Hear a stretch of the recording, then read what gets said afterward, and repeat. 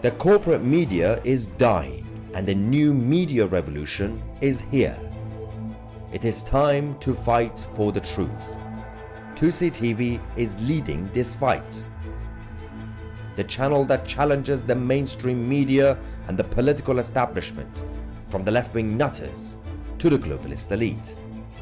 Join our revolution and help us win for freedom and common sense. Become a 2CTV Plus member today and get access to uncensored shows, documentaries and our chat forum. We are the media. Hello everybody, welcome to 2CTV. I'm Maya Tusi and this is your latest live update, this time from British politics. Are we seeing the death of the old Tories and the rise of the new Tories in the name of Reform UK? Well, there's been some good news, more good news for Reform UK, more top defections from the Conservative Party.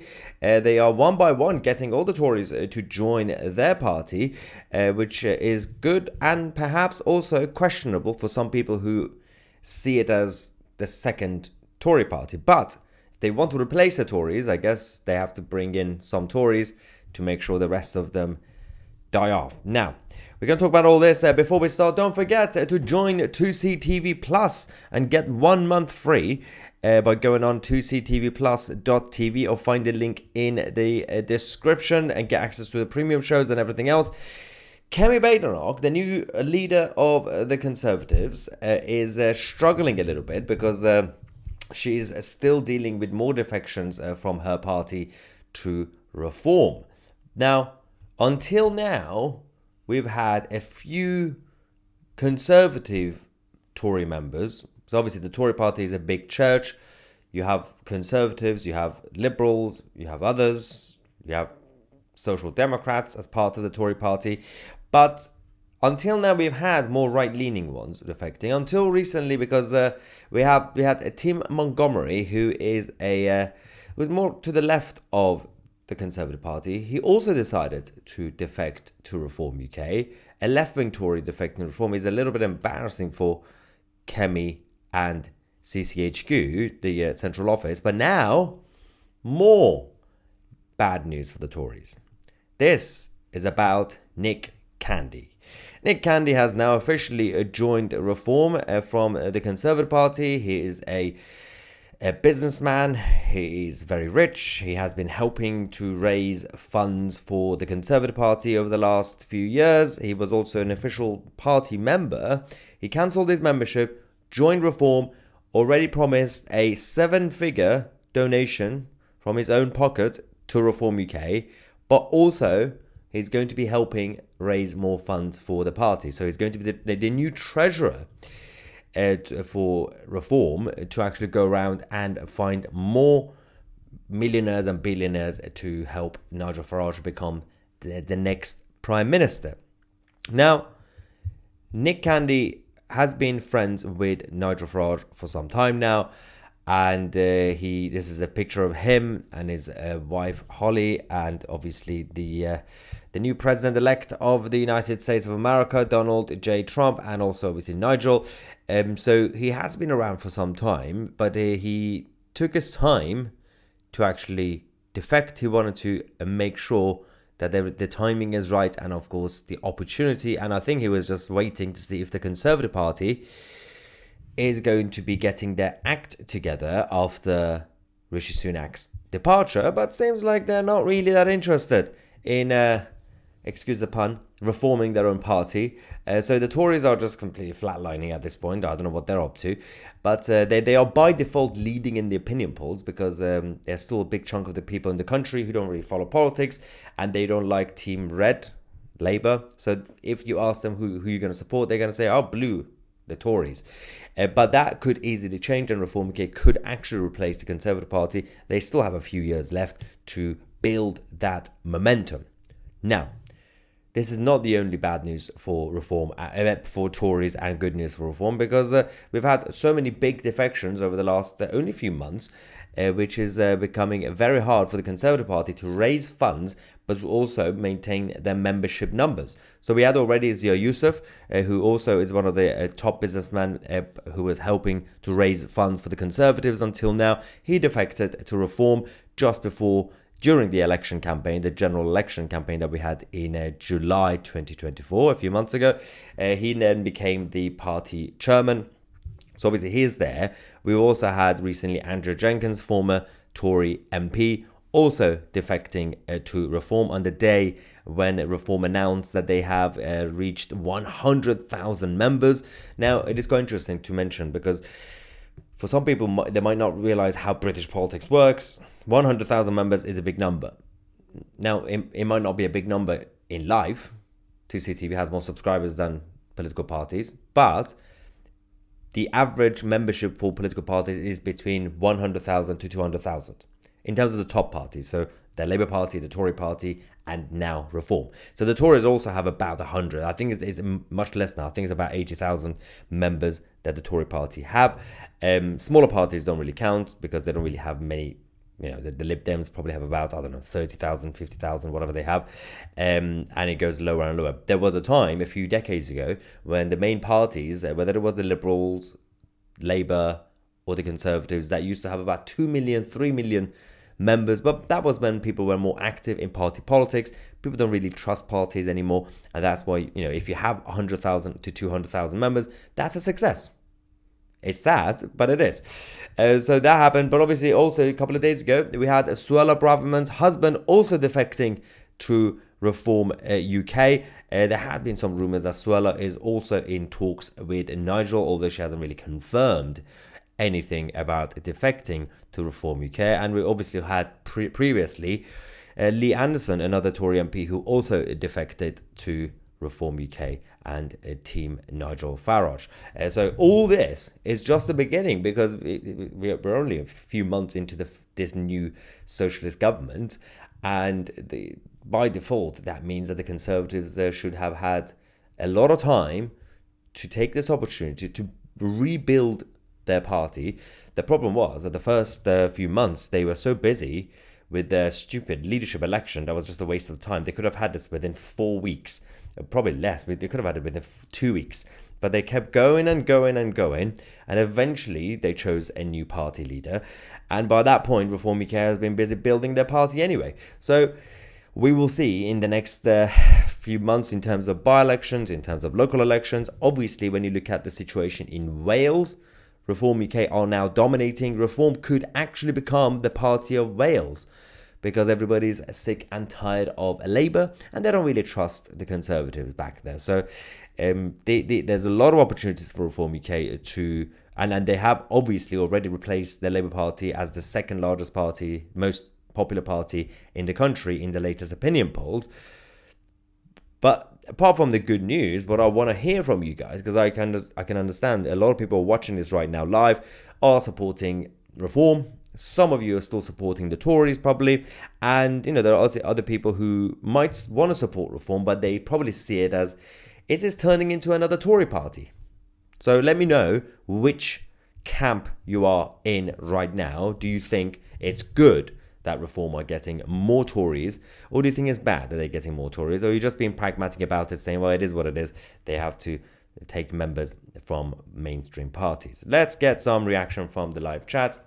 Ivan, one of our regulars, thank you very much, saying, I, for one, am sick of millionaires running the country. They only love money and not the nation. I mean, that is a case, but it's not by default. It doesn't really mean if you get rich, you don't care. For example, Elon Musk is the richest man in the world in terms of the business world. He's a billionaire, but he does care about America. So it's not really by default that poor people are morally superior and they're very good and rich people are evil. It doesn't really work that way.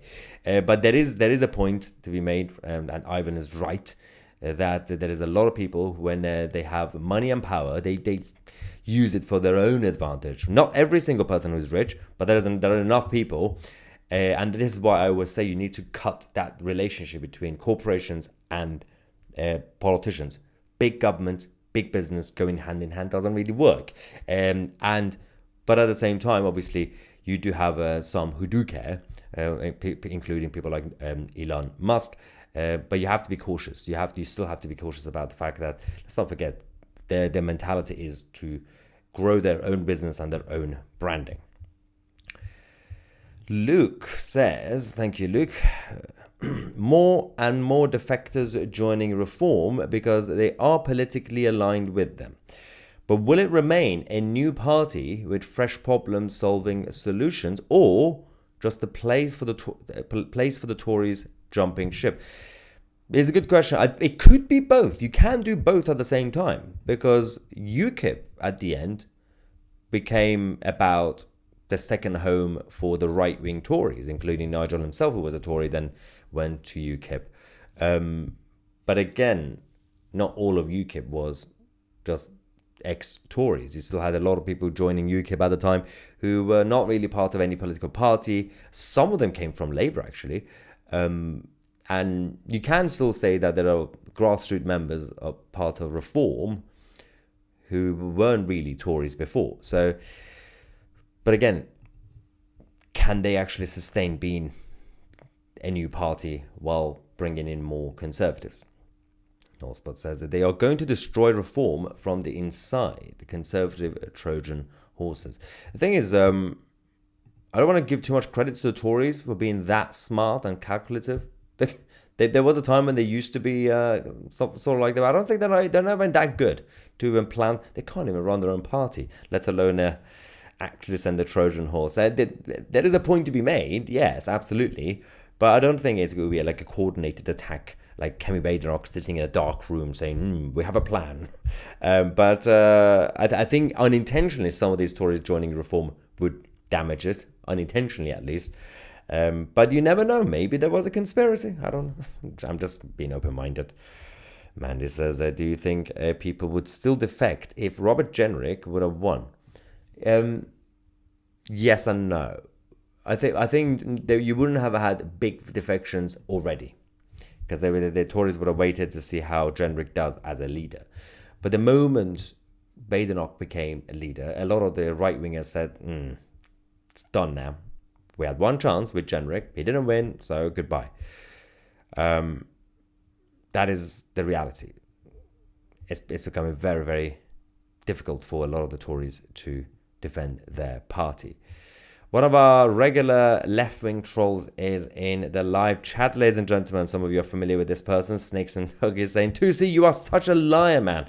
Yes, I am absolutely. I do need to apologize. I am actually lying. There's been no defection from the Tories to Reform. I just made it up. There is no man called Nick Candy, and there is no party called Reform. There is no party called. It's all lies.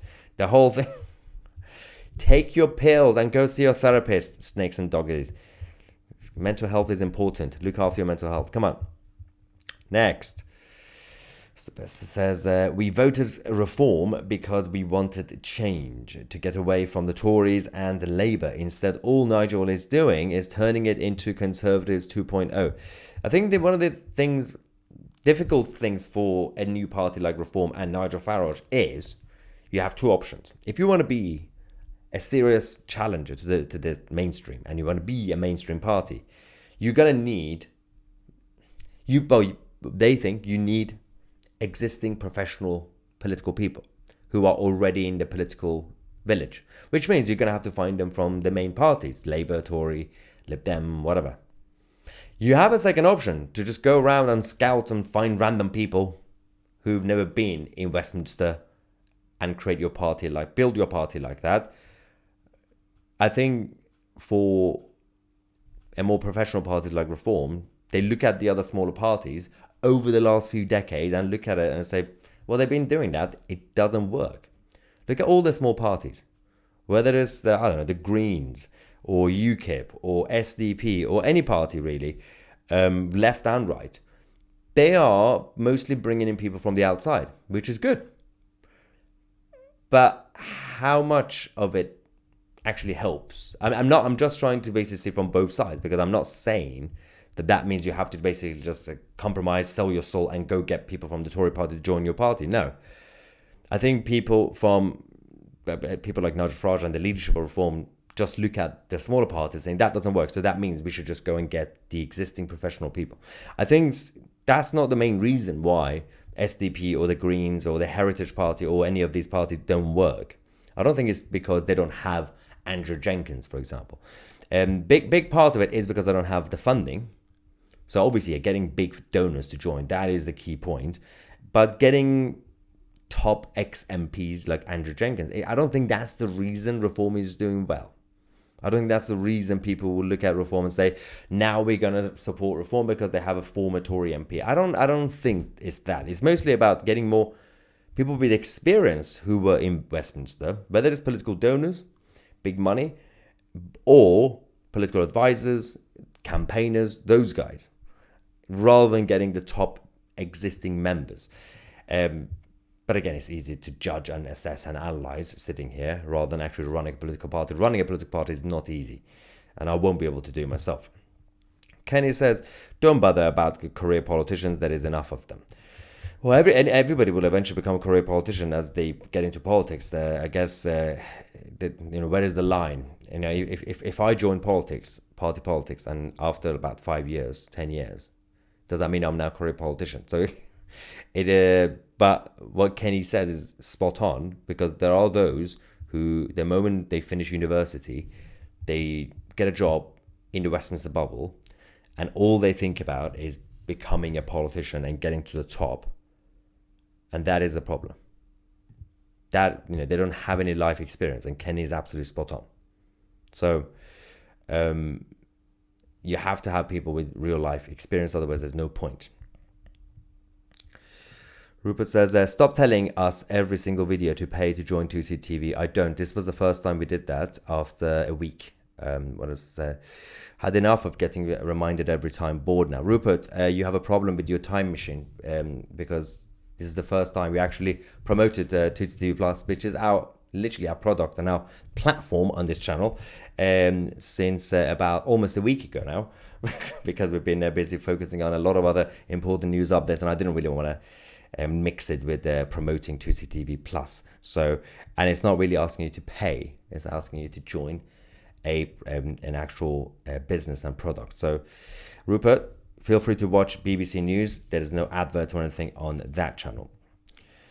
David says Reform is the best choice, and Nigel Farage, and we have a happy hippie saying, how is it good news that the Tories are jumping bandwagon when they cause a lot of mess?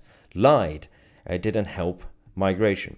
I guess these Tories would say it wasn't us. And they would say, for example, people like Zia Yusuf, who obviously is now chairman of Reform, people like Nick Candy, who's now obviously treasurer, they would say, yeah, we were Tory members, we were Tory supporters, but we were not in the cabinet. Let's not forget, this country, unlike other countries, unlike, for example, the US, we have a very centralized political party system, and in terms of government. So unless you are part of the party leadership and the cabinet, you're not in charge of policy.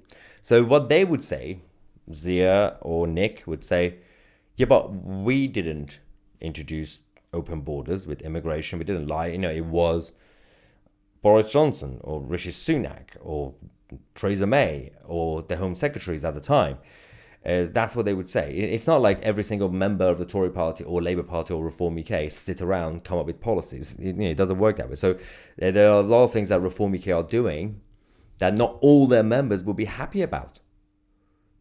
Hypothetically, let's just say Nigel Farage and Richard Tice tomorrow, I don't know, come out to say, I'm just saying it, legalize cannabis. There will be some Reform members who would say, we don't like that policy. Does that mean if you meet that random Tory Reform member on the street, who might even be the association chairman for one of the branches of Reform, does that mean you have to blame that person for the policy that's been announced to legalize cannabis? So there's a thing about big parties, they become big churches, and sometimes some members would disagree with the leadership policies, but that person doesn't have any power to change the policy. So, but then at the same time, you can also make an argument saying, well, you were in the party, why were you in the Tory party when they were opening the borders? You should have left a long time ago. Anyway, so that is the latest update on what is going on in British politics. Again, this is good news for reform. They are on the rise, and the old Tories are not doing too well. We'll see how the Conservative Party will react over the next few days and weeks and months, and we'll keep you guys posted. So we're going to take a quick break, come back. There's so much to talk about when it comes to geopolitics. We're going to talk about what's happening in Germany because Christmas markets are now being targeted by Islamists, and also what's going on in Syria because the state of Israel have now sent their final warning to the new Syrian Islamists. Israel is coming for them. Thank you so much for watching. I'm Maya Tusi, and we are the media.